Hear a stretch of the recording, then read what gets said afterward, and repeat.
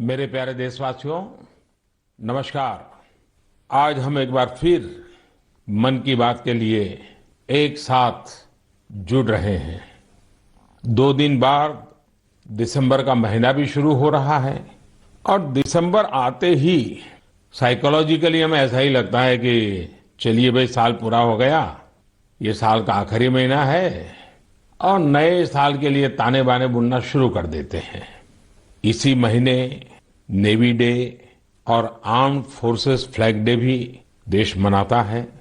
हम सबको मालूम है 16 दिसंबर को 1971 के युद्ध का स्वर्णिम जयंती वर्ष भी देश मना रहा है।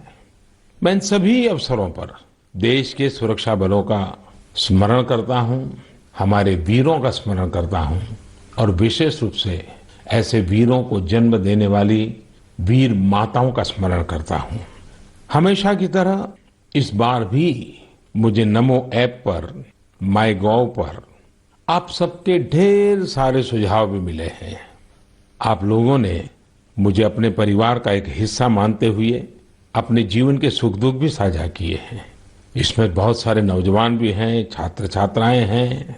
मुझे वाकई बहुत अच्छा लगता है कि मन की बात का हमारा ये परिवार निरंतर बड़ा तो हो ही रहा है, मन से भी जुड़ रहा है और मकसद से भी जुड़ रहा है और हमारे गहरे होते रिश्ते हमारे भीतर निरंतर सकारात्मकता का एक प्रवाह प्रवाहित कर रहे हैं। मेरे प्यारे देशवासियों, मुझे सीतापुर के ओजस्वी ने लिखा है कि अमृत महोत्सव से जुड़ी चर्चाएं उन्हें खूब पसंद आ रही हैं। वो अपने दोस्तों के साथ मन की बात सुनते हैं और स्वाधीनता संग्राम के बारे में काफी कुछ जानने का, सीखने का लगातार प्रयास कर रहे हैं। साथियों, अमृत महोत्सव सीखने के साथ ही हमें देश के लिए कुछ करने की भी प्रेरणा देता है। और अब तो देश भर में आम लोग हों या सरकारें, पंचायत से लेकर के पार्लियामेंट तक अमृत महोत्सव की गूंज है और लगातार इस महोत्सव से जुड़े कार्यक्रमों का सिलसिला चल रहा है। ऐसा ही एक रोचक प्रोग्राम पिछले दिनों दिल्ली में हुआ।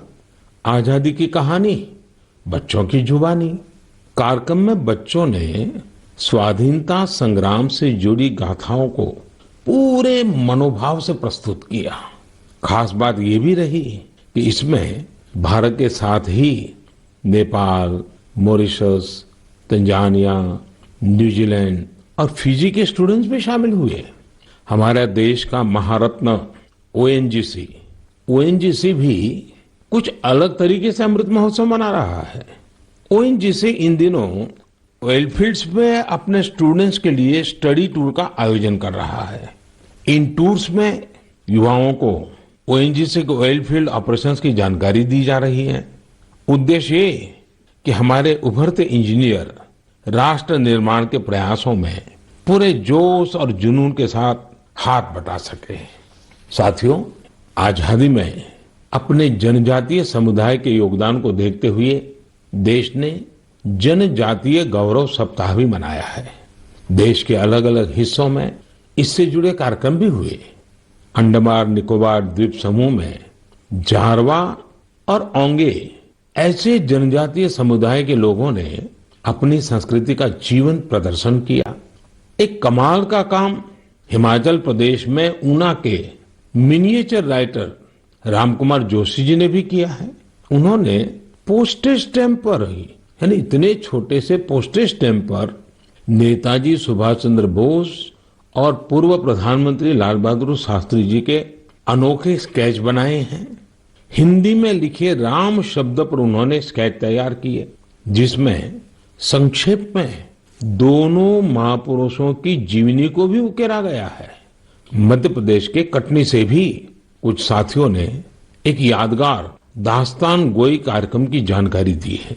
इसमें रानी दुर्गावती के अदम्य साहस और बलिदान की यादें ताजा की गई है।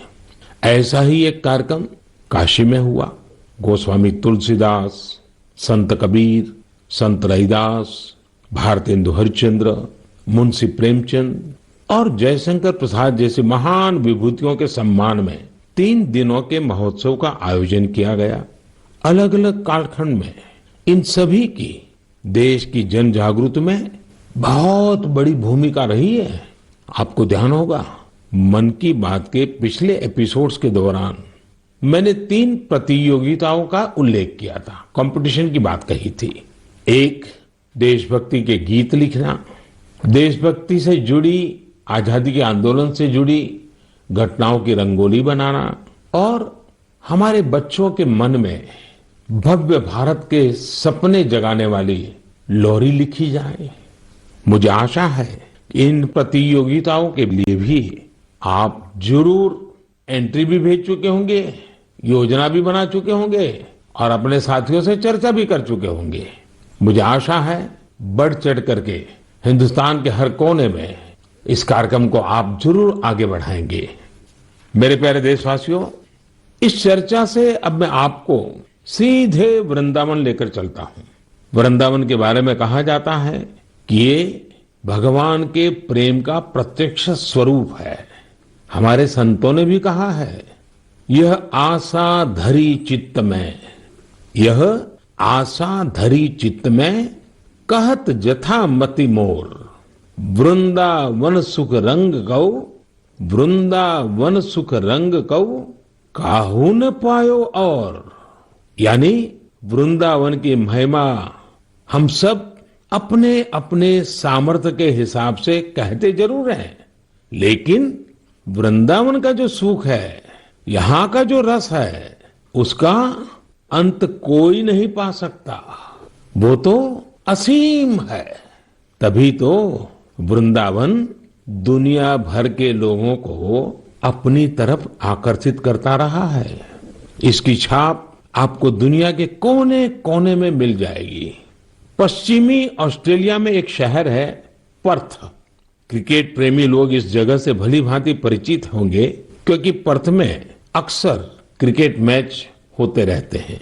पर्थ में एक सेक्रेड इंडिया गैलरी, इस नाम से एक आर्ट गैलरी भी है।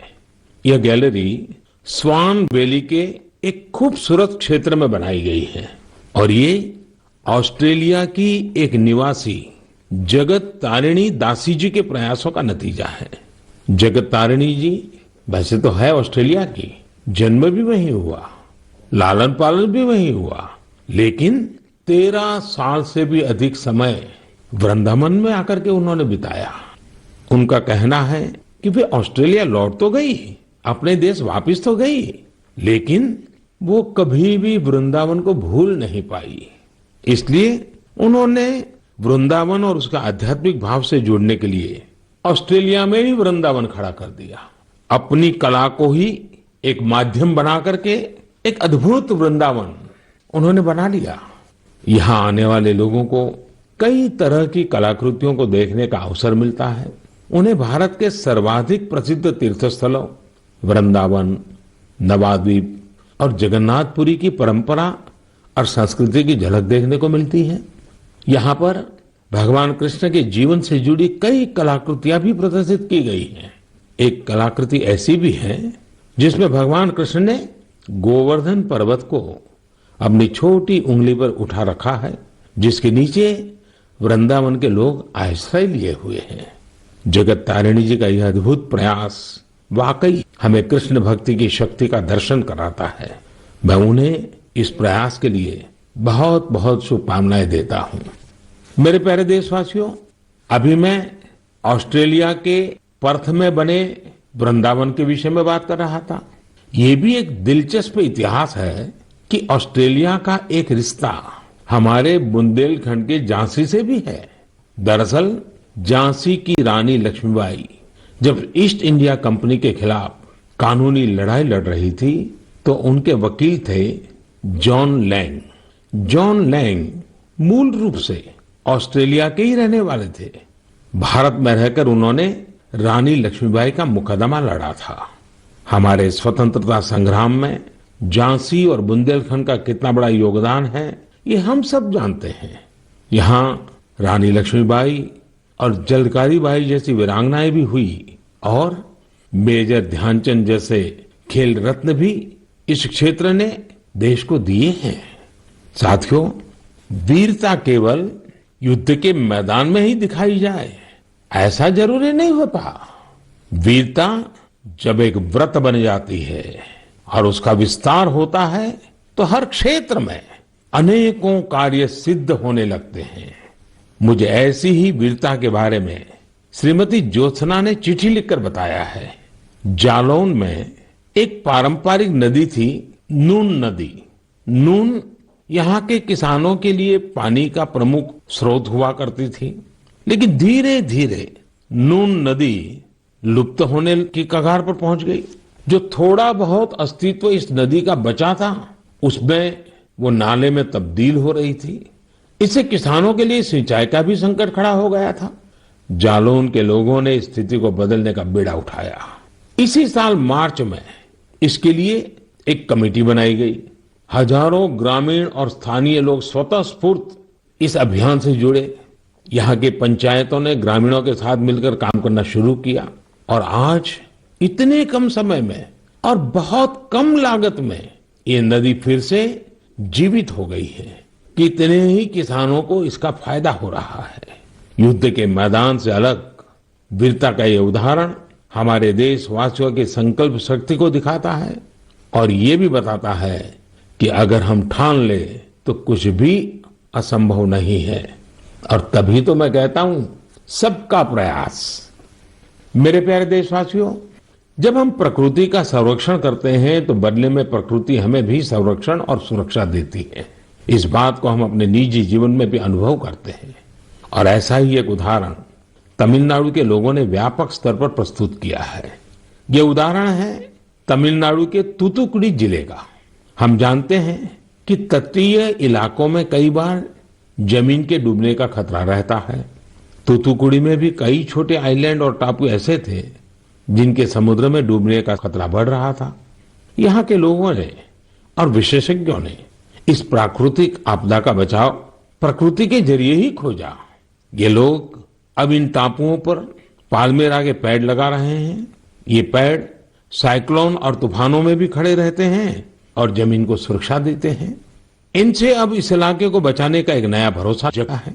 साथियों, प्रकृति से हमारे लिए खतरा तभी पैदा होता है जब हम उसके संतुलन को बिगाड़ते हैं या उसकी पवित्रता नष्ट करते हैं। प्रकृति माँ की तरह हमारा पालन भी करती है और हमारी दुनिया में नए नए रंग भी भरती है। अभी मैं सोशल मीडिया पर देख रहा था, मेघालय में एक फ्लाइंग बोट की तस्वीर खूब वायरल हो रही है। पहली ही नजर ये तस्वीर हमें आकर्षित करती है। आप में से भी ज्यादातर लोगों ने इसे ऑनलाइन जरूर देखा होगा। हवा में तैरती इस नाव को जब हम करीब से देखते हैं तब हमें पता चलता है कि ये तो नदी के पानी में चल रही है। नदी का पानी इतना साफ है कि हमें उसकी तलहटी दिखती है और नाव हवा में तैरती सी लगने लग जाती है। हमारे देश में अनेक राज्य हैं, अनेक क्षेत्र हैं जहां के लोगों ने अपनी प्राकृतिक विरासत के रंगों को संजोकर रखा है। इन लोगों ने प्रकृति के साथ मिलकर रहने की जीवन शैली आज भी जीवित रखी है। ये हम सब के लिए भी प्रेरणा है। हमारे आसपास जो भी प्राकृतिक संसाधन है, हम उन्हें बचाएं, उन्हें फिर से उनका असली रूप लौटाएं। इसी में हम सबका हित है, जग का हित है। मेरे प्यारे देशवासियों, सरकार जब योजनाएं बनाती है, बजट खर्च करती है, समय पर परियोजनाओं को पूरा करती है, तो लोगों को लगता है कि वो काम कर रही है।